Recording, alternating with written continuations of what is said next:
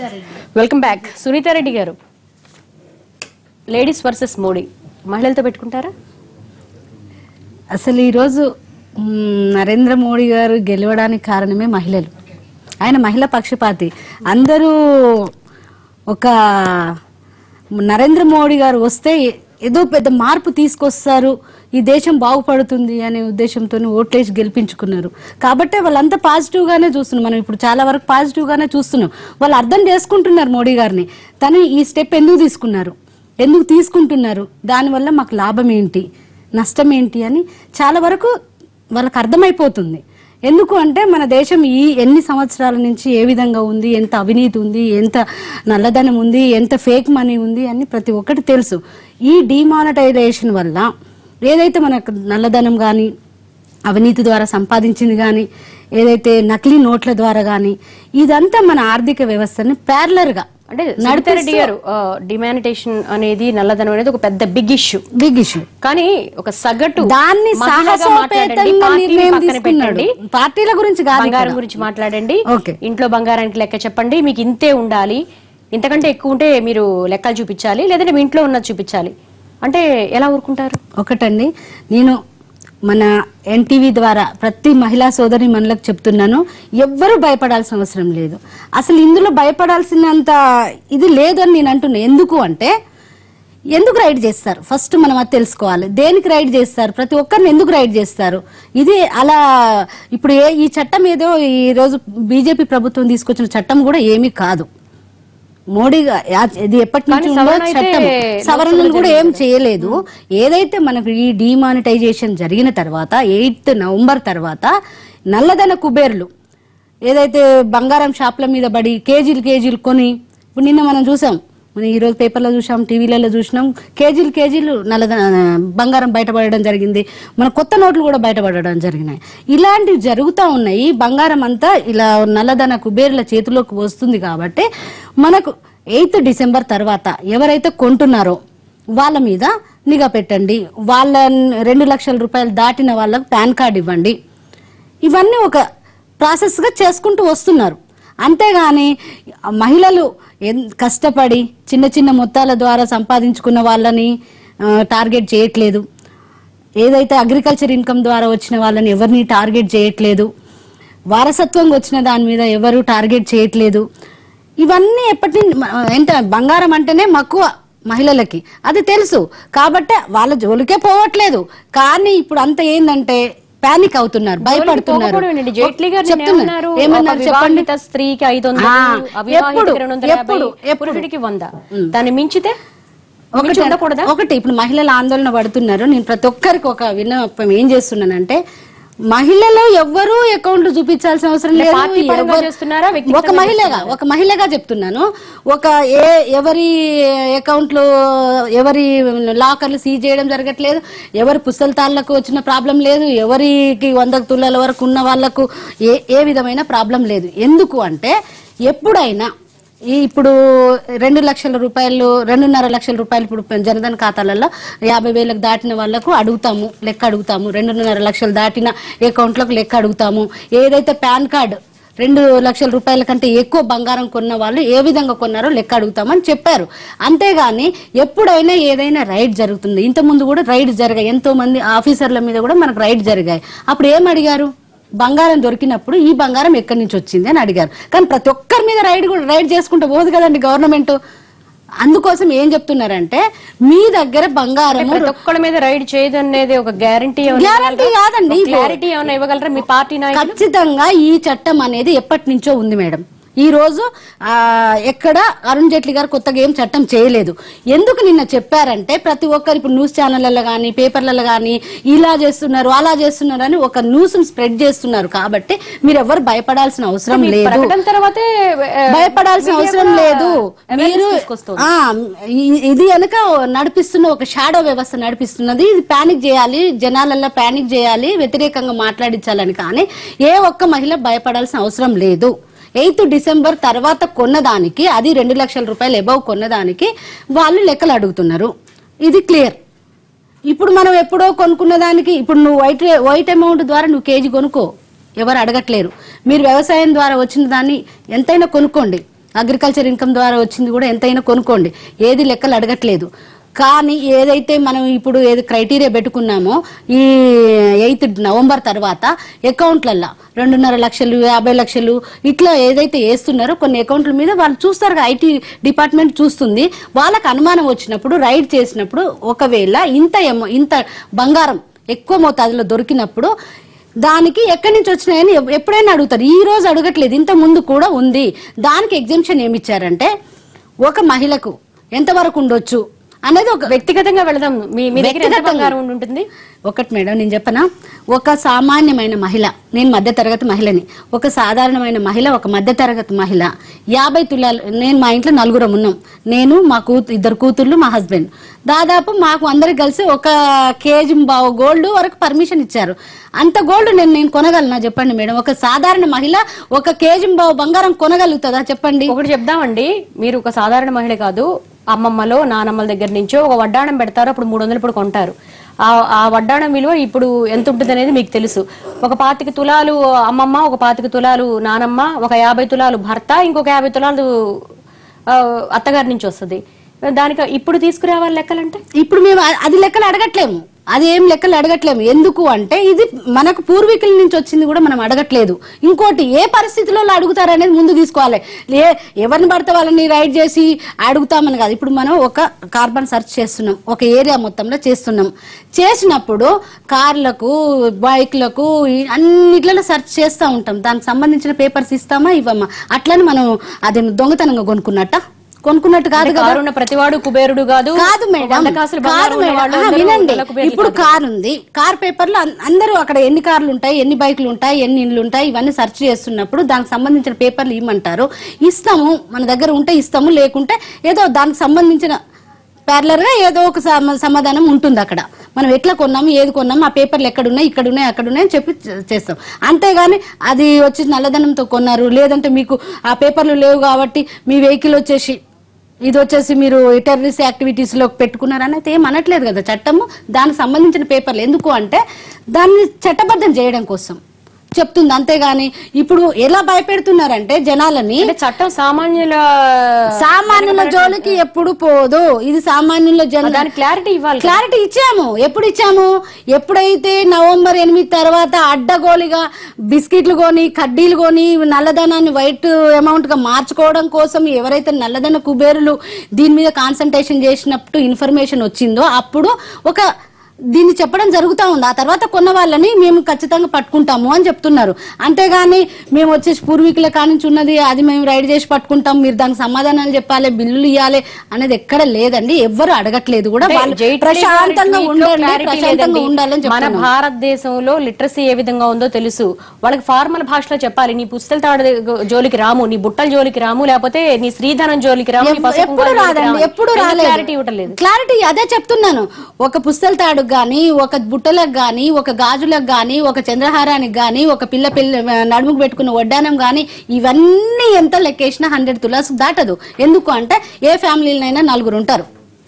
4 ఉన్నప్పుడు నాకు 50 తులాలు, మా పాపకు ఒక 50 తులాలు, మా ఇంకో పాపకు ఒక 20 తులాలు, పెళ్లి కాలేదు కాబట్టి మా భర్తకు ఒక 10 తులాలు ఉంటది మేడం.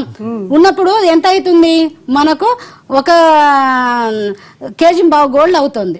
దానికేమి అంతకంటే ఎక్కువ ఒక సామాన్య గృహిణి, ఒక మధ్యతరగతి గృహిణి 1 కేజీ బంగారం కంటే ఎక్కువ పెట్టుకుంటుందా మీరు చెప్పండి? అంతకంటే ఎక్కువ పెట్టుకుంటున్నారు అంటే వాళ్ళు ఏ జాబితాలోకి వస్తారు? ఆ జాబితాలో వాళ్ళకు మనకు ఒక ఐటీ కండిషన్స్ మనకు చెప్తా ఉన్నాయి. ఏ విధమైన కాదండి, ప్రకటనలు కాదు, వాళ్ళకి అర్థమయ్యే క్లారిటీ కావాలి. క్లారిటీగా చెప్తున్నాను మేడం. సామాన్య గృహిణులకు గాని, దిగువ మధ్య తరగతి గాని, ఎగువ మధ్య తరగతి వాళ్ళకి ఏ విధమైన ప్రాబ్లం లేదు. వాళ్ళ బంగారం జోలికి ఎవరు పోవట్లేదు.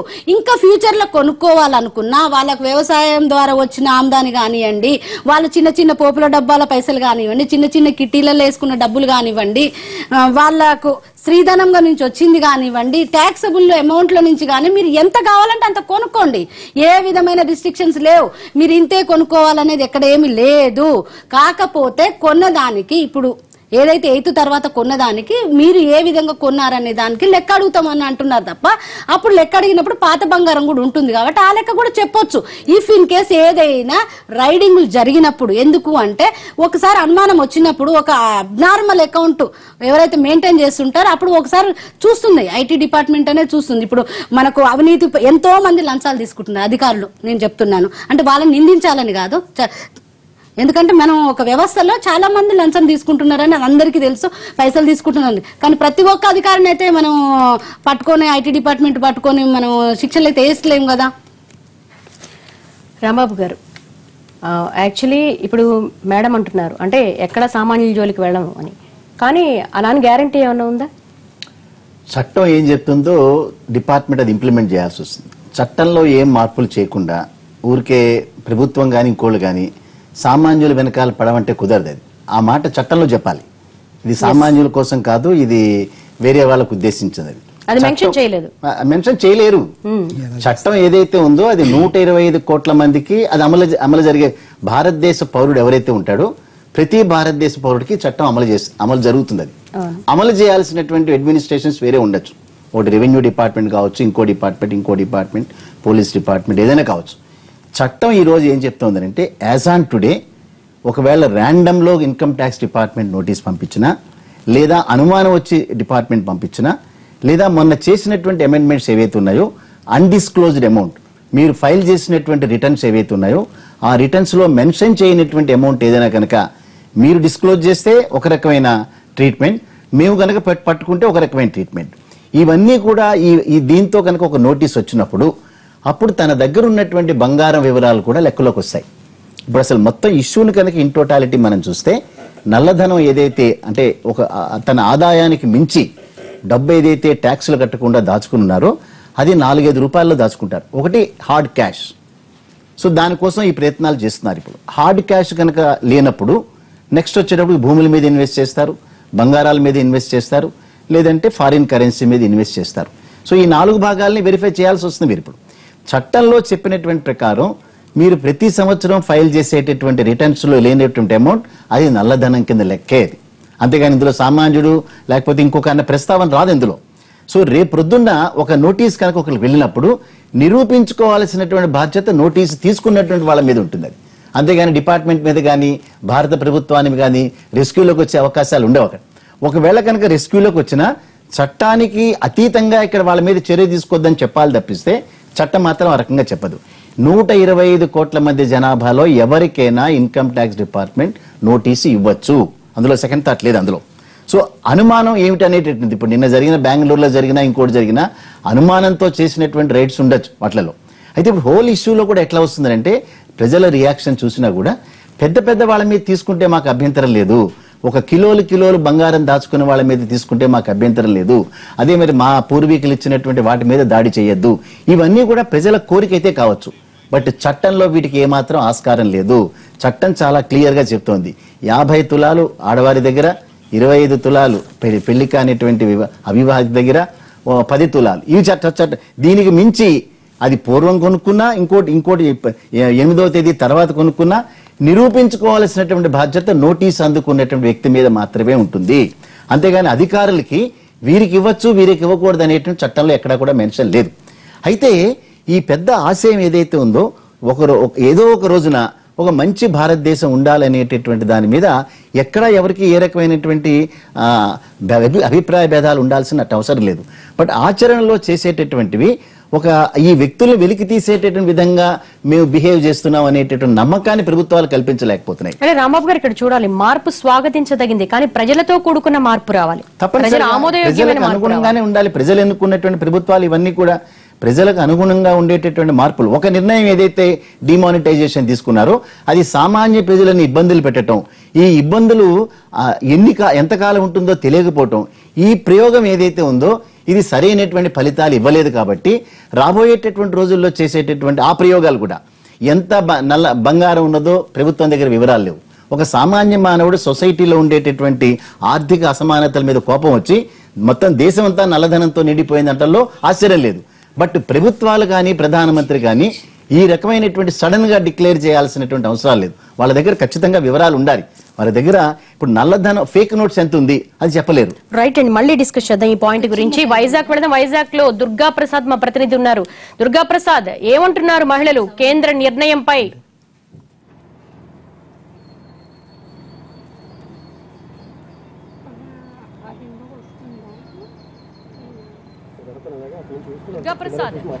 దేవి, విశాఖలోని మహిళలు కూడా తీవ్ర వ్యతిరేకత వ్యక్తం చేస్తున్నారు. ఏదైతే బంగారంపై కేంద్రం విధిస్తున్న పరిమితులను అందరూ కూడా తీవ్రంగా వ్యతిరేకిస్తున్నారు. ప్రస్తుతం దీనిపై మనతో స్పందించడానికి సింహాచలం ప్రాంతంలోని కొంతమంది మహిళలు ఉన్నారు. వాళ్ళ అభిప్రాయాలు అడిగి తెలుసుకుందాం. నేను చెప్పండి, ఇప్పుడు కేంద్రం బంగారంపై ప్రతి ఒక్క దగ్గర కొంతవరకే ఉండాలని చెప్పి పరిమితులు విధిస్తుంది. దీనిపై మీ అభిప్రాయం ఏంటి?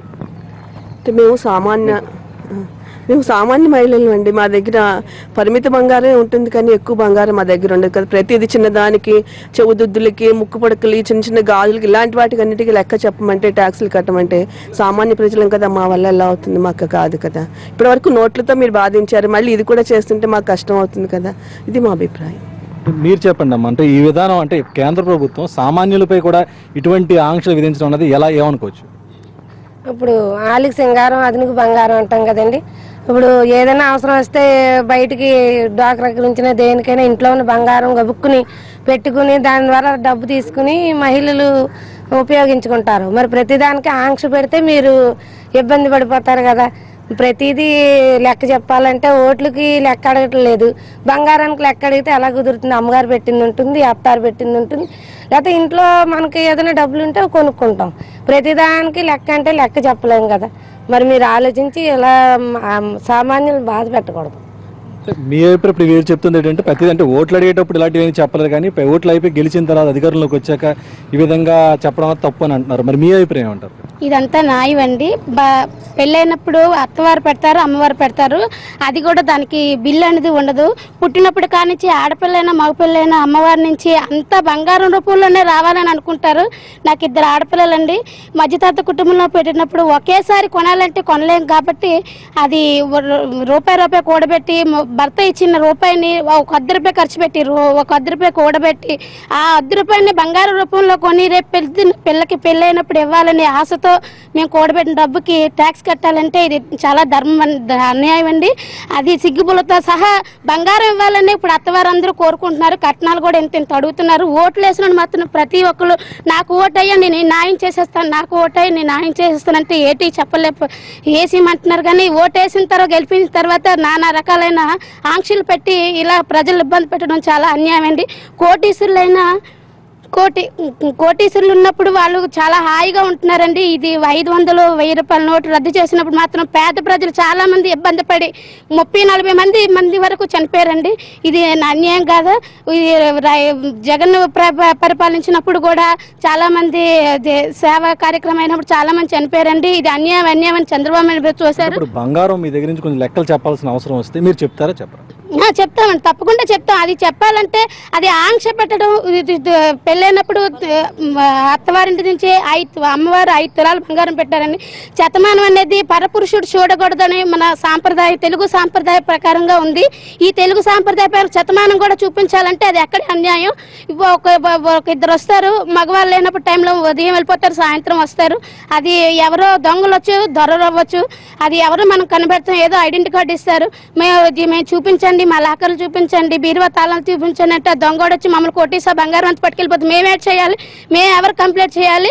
అది ఎవరు నిజం చెప్తుంది ఏంటంటే సహజంగా కూడా భారతీయులు ఎవరో కూడా వాళ్ళ ఇళ్లలో ఉన్న వస్తువులు ఏమైనా సరే లెక్కలు చెప్పమంటే అంత తొందరగా ముందుకు రారు. అదైనా సరే అడిగే హక్కు కూడా ఎవరికి లేదని చెప్పి స్పష్టంగా చెప్పడం జరుగుతుంది.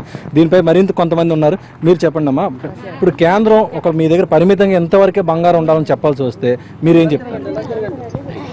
అవునండి, మా వారు HPCL లో పనిచేస్తారండి. మేము తినే ప్రతి పైసా కూడా ట్యాక్స్ కడతామండి. ట్యాక్స్ కట్టిన తర్వాత వచ్చింది ఉంటే ప్రతి రూపాయి పోగేసుకుని మేము ఏదో బంగారం కొనుక్కుంటాం. దాన్ని తీసుకొచ్చి మీరు మళ్ళీ లెక్కలేయండి, మళ్ళీ ట్యాక్స్ కట్టండి అంటే మాకు చాలా ఇబ్బంది అవుతుంది.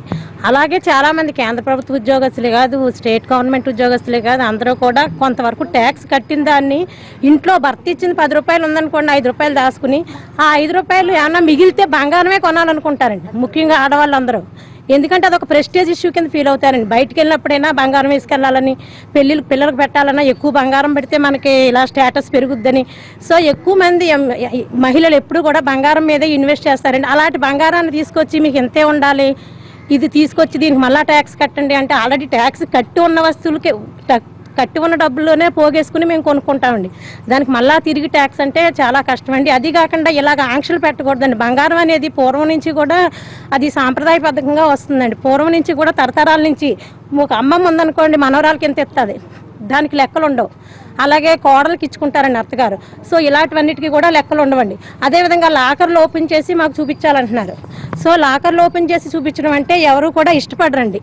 ఎందుకంటే ప్రతి వస్తువు, ఇప్పుడు నా దగ్గర ఒక లాకర్ ఉందనుకోండి, నాది ఉండొచ్చు, నా కోడలది ఉండొచ్చు, నా కూతురుది ఉండొచ్చు, అవన్నీ అందులో దాచుకుంటాయి. అది మోర్ దెన్ 5 kg 6 kg ఉంటుందండి. అలాంటివన్నిటికీ లెక్కలు చూపించండి, దాని అందరికీ ట్యాక్స్ కట్టండి అంటే కూడా చాలా కష్టంగా ఉంటుందండి. ఎందుకంటే ప్రతి రూపాయి కూడా దాచుకుని బంగారం మీద పెట్టడానికి ఆడవాళ్ళు ముఖ్యంగా మన హిందూ సాంప్రదాయంలో ముఖ్యంగా ఆడవాళ్ళు బంగారం మీద పెట్టుబడి పెట్టడానికే ఎక్కువ ఇష్టపడతారు. ఆ రకంగా దానికి లెక్కలు చూపించమంటే మరి మోడీ గారికి చాలా కష్టం అవుతుందండి. చాలా మంది వ్యతిరేకిస్తారండి ఆడవాళ్ళు అందరూ కూడా ఈ విషయం మీద. ఇప్పటి వరకు కూడా ఇంకా ఇబ్బంది పోలేదండి. 1000 రూపాయలు 500 క్యాన్సిల్ చేయడం. ఎంతో మంది లైన్లో నిలబడి గంటలు నిలబడితే రోజుకు 2000 ఇస్తున్నారు. ఫస్ట్ వచ్చిందంటే 10,000 మినిమంగా ఉండాలి. ఫస్ట్ రావాలంటే 4 రోజులు నిలబడితే కానీ 2000 మాకు ఏటీఎంలో రావట్లేదు. దానికి కూడా 1 hour నిలబడవలసి వస్తుందండి. దీనివల్ల ఉన్నవాళ్ళు బాగానే ఉన్నారండి. చూడండి, నేను టీవీలో చూపించాడు కోట్ల అప్పుడే బ్లాక్ మనీ 2000 నోట్స్ వచ్చిందండి.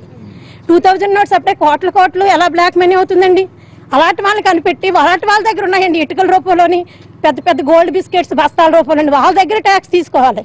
మినిమంగా దాచుకున్న వాళ్ళ దగ్గర ఆంక్షలు పెట్టకూడదండి. అదండి మధ్యతరగతి కుటుంబీకులు చెప్పేది. వీళ్ళంతా ప్రధానంగా చెప్తుంది ఏంటంటే ఈ మధ్యతరగతి కుటుంబీకులను మినహాయించి కేవలం డబ్బు ఉన్న వాళ్ళు బాగా ఎక్కువగా డబ్బు అక్రమంగా సంపాదించి అలాంటి వాళ్ళ మీద చర్యలు తీసుకుంటే బాగుంటుందని ప్రధానంగా చెప్పడం జరుగుతుంది. మీరు చెప్పండి, అంటే ఇప్పుడు ఒకవేళ మీ వరకు వస్తే ఈ కేంద్రం ఏదైతే విధించింది బంగారంపై ఆంక్షలు అనేది మీ వరకు వస్తే మీరు లెక్కలు చెప్తారా? మోడీ గారండి నమస్తే అండి. మీరు పెట్టిన ఈ బంగారం గురించి పెట్టిన కాంక్షలు మాత్రం ఎవరో హర్షించింది. ఎందుకంటే ఆడపిల్లల కన్నవాళ్ళు ప్రతి వాళ్ళు కూడా, నాకు 3 ఆడపిల్లలండి, పెళ్లి చేయడానికని మగ పిల్లవారి ఇంటికి వెళ్ళి పెళ్లి సంబంధం చూస్తే నీ పిల్లకి బంగారం ఏం పెడతావో అని అడిగాడు మా వియ్యంకుడు. ఏమండి అలాంటప్పుడు ఏం పెడతాను అంటే ఆ పిల్లకు 5 తులాలు మేము పెట్టాలి, వాళ్ళు పెడతారు, వీళ్ళు పెడతారు. 3 ఆడపిల్లలకి నేను సంపాదించుకోవాలి. నేను చిన్నది పెద్దది చీట్లు పాట్లు వేసుకుని రూపాయి దాచుకుని నేను పిల్లలకు బంగారం కొనుక్కుని పెట్టుకున్నాను. ఇప్పుడు నువ్వు ఎలాగొచ్చింది, నీ మొగుడు ఎక్కడ సంపాదించాడు, నువ్వు ఎలా పెట్టావు, ఎందుకు పెట్టావు?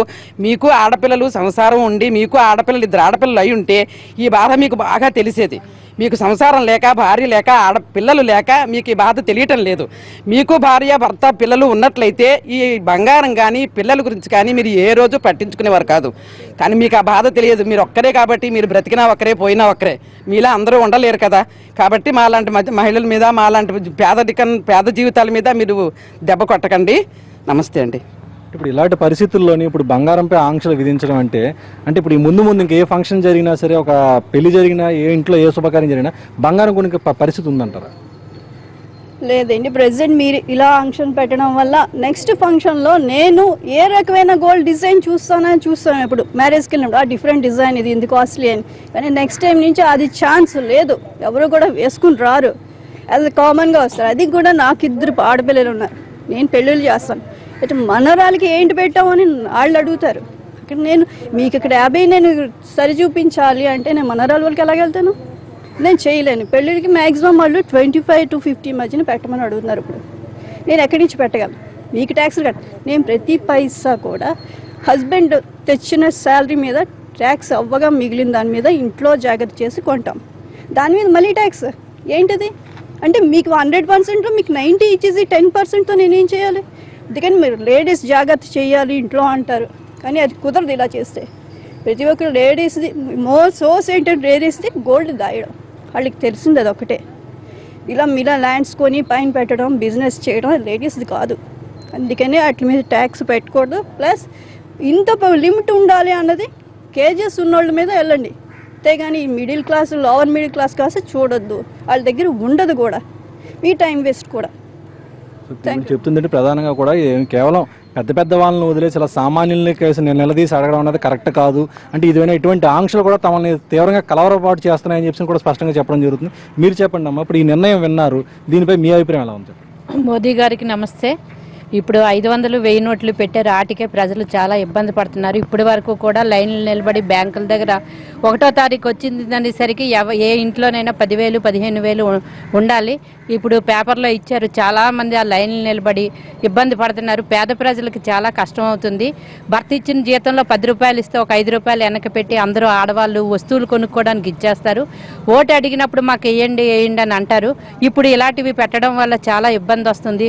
లాకర్లు తీసి మీరు చేసి ఇచ్చేయండి, భూములు ఉన్నోళ్ళు స్థలాలు ఉన్నోళ్ళు అందరూ కూడా ముందుకి ఆస్తులు ఉంచుకోవాలని జాగ్రత్త పడతారు. మీరు ఇలాంటివి మాత్రం చేసి ఆడవాళ్ళ దగ్గర ఇలాగా ఇటువంటి పద్ధతులు పెట్టడం మంచిది కాదు. రేపు ఎలక్షన్లో మీకు ఓట్లు కావాలి అనుకుంటే మాత్రం మీరు ఈ పద్ధతులు మహిళలకి మెయిన్ ఇటువంటి పద్ధతులు తీసివేస్తారని మేము అనుకుంటున్నాం. మీరు చెప్పండి, మరి బంగారంపై ఆంక్షలు అనేది మీరు ఒప్పుకుంటారా లేదా చెప్పండి. అలా చెప్పండి, మీ అభిప్రాయం చెప్పండి. అంటే మీకు పరిమితి మించి బంగారం ఉంది, దానికి సంబంధించి ఏమైనా మీ దగ్గర అకౌంట్స్ ఏమైనా అడిగారు అనుకోండి, మీరు దాని గురించి చెప్తారా? అకౌంట్ చెప్పడం మా దగ్గర అంటే ఇప్పుడు ఈ ఆంక్షలు మీరు సమర్థిస్తున్నారా లేకపోతే? రేపు పెళ్ళి అవుతే మరి పిల్లలకి బంగారం పెడతాం కదండి, మరి దానికి చెప్పమంటే ఏం చెప్తాం అండి, చెప్పలేం కదా. అదే అందుకే అలాంటి వాటికి మేము ఒప్పుకోవడానికి లేవండి సిద్ధంగానే. మీరు చెప్పండి, మీ అభిప్రాయం చెప్పండి. మేము మామూలుగా ఇదండి ఆటో వేసుకొని ఇది అవుతాను. ఆయన తెచ్చింది ఏదో రూపాయి తెల్లవారితే ఆ రూపాయి ఆ బెచ్చం గడుస్తుందో గడదనేసి అలాగా కాలక్షేపం. ఎలాంటి వారికైనా సరే అంతో ఎంతో బంగారం అంటూ ఉంచుకోవడం అనేది ఒక సాంప్రదాయం మొత్తం మన భారతీయులు అందరిలోనే వస్తుంది. అంటే అప్పుడు ఆ బంగారానికే కొన్ని ఆంక్షలు పరిమితులు పెట్టడం అనేది మీరు దాన్ని ఒప్పుకుంటారా లేదా? ఒప్పుకోమండి. ఎందుకు ఒప్పుకుంటాము? భర్త తెచ్చిన రూపాయినా ఆ రూపాయలోదే పావలా మిగిలిసి ఏదో తులం పొలం కొనుక్కొని ఆడోళ్ళకి పుస్తులు కావాలా, పుస్తు రూపంగా మెడలో ఉండాలి, దుద్దులు కావాలి, ముక్కుపుడు కావాలి, అవన్నీ చెక్ చేస్తామంటే ఊరుకోం కదండి. అది న్యాయం కాదు కదండి ఎంత మాత్రమును. మీరు చెప్పండి మీ అభిప్రాయం. అసలు మీ అభిప్రాయం ఎలా ఉంది? ఆడవాళ్ళకి ఆకర్షణమైనదే బంగారం అండి. అసలు బంగారం అంటే బహుప్రీతి. అలానే బంగారం మీద ఆంక్షలు పెడితే ఇప్పుడు పెళ్ళికి అవుతుంది, సడన్గా 10 తులాల బంగారం కొనాలి, దానికి ట్యాక్స్ కట్టాలంటే ఈ పేదోడు ఎక్కడో డబ్బులు అప్పు చేస్తాడు, దానికి ట్యాక్స్ కట్టి అప్పు వడ్డీ కట్టి 10 తులాల బంగారం కొనాలంటే ఎలా చేస్తాడండి? అది చాలా తప్పండి. అది ఉన్న వాళ్ళకి ఎవరికో చేసుకోనివ్వండి, లేని వాళ్ళ దగ్గర అలాంటి ఆంక్షలు పెట్టకూడదండి బంగారం మీద అలాంటివి. వీళ్ళంతా చెప్తుంది ఒకటే దేవి, ఇప్పుడు అంటే కామన్ మ్యాన్ అన్నప్పుడు ప్రతిదీ కూడా ఏది కొనుక్కున్నా సరే ఖచ్చితంగా అది ట్యాక్స్ కట్టిన తర్వాతే తను మిగతా అన్నిటికీ కూడా ఉపయోగించడం జరుగుతుందని. కనుక దీనిపై ఇప్పుడు ఇటువంటి ఆంక్షలు కేంద్రం నిర్ణయించడం అనేది ఎంతవరకు కూడా పూర్తిగా కూడా కరెక్ట్ అని మట్టికి వీళ్ళంతా ఎవరు కూడా ఒప్పుకోవట్లేదు. దీన్ని పూర్తిగా తీవ్రంగా వ్యతిరేకించడం అయితే జరుగుతుంది. ఇది ఇక్కడ పరిస్థితి. Over to studio. Right Durgaprasad, భయం ఒక్కటే భయం. తమ ఇంటిలో బంగారం, తమ ఒంటి మీద బంగారం, తమ పుస్తల తాడు, తమ చెవి పోగులు ఏమైపోతాయో, ఇన్నాళ్లు రూపాయి సేవ్ చేసి దాచుకున్న సొమ్ము, తమ పిల్లల కోసం సేవ్ చేసుకున్న సొమ్ము చట్టంలో లేదు, ఎవరు బయటికి చెప్పట్లేదు. మరి దీని మీద ఎవరికి ఇస్తారు క్లారిటీ?